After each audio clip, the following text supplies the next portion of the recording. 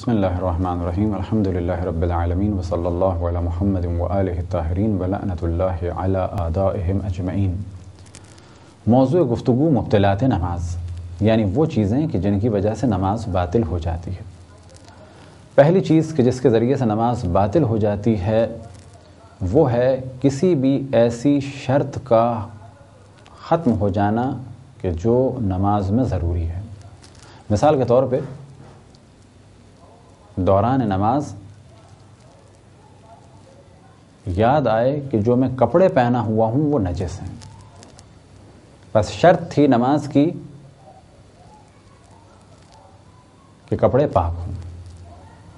شرط تھی نماز کی کہ میرا وضو ہو اور غسل کیا ہوا ہو، اسی طریقے سے شرط تھی نماز کی کہ جس جگہ پہ میں نماز پڑھ رہا ہوں وہ جگہ غصبی نہ ہو۔ بس اگر دوران نماز مجھے پتہ چلا کہ یہ گھر قبضے کا ہے، یا دوران نماز مجھے یاد آ گیا کہ یہ گھر قبضے کا ہے، یا دوران نماز مجھے یاد آیا کہ جس سے میں نے اپنا جسم چھپایا ہوا ہے لباس سے یہ غصبی ہے، یا یہ کہ لباس نجس ہے، تو اس سے نماز باطل ہو جائے گی۔ اور پھر اس جانب ہم توجہ دلائیں، اور پہلے بھی توجہ دلائی کہ نماز کی شرائط میں سے کہ اہم ترین شرط اور غسل و وضو کی شرائط میں سے کہ اہم ترین شرط یہ ہے کہ جس جگہ پر نماز پڑھی جائے، جس جگہ پر غسل کیا جائے، جس جگہ پر وضو کیا جائے، جس جگہ غسل و وضو کا پانی گرے، جس برتن سے غسل یا وضو کیا جائے اور جس پانی سے غسل یا وضو کیا جائے وہ غصبی نہ ہو، چوری کا نہ ہو، ارادہ نہ ہو اس میں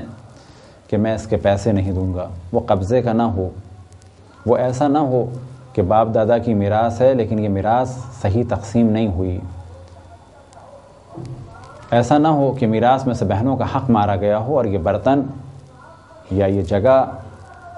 اس میراث کا حصہ ہو جس میں سے بہنوں کا حق مارا گیا ہے۔ تو میراث کے موضوع پہ گاہے گاہے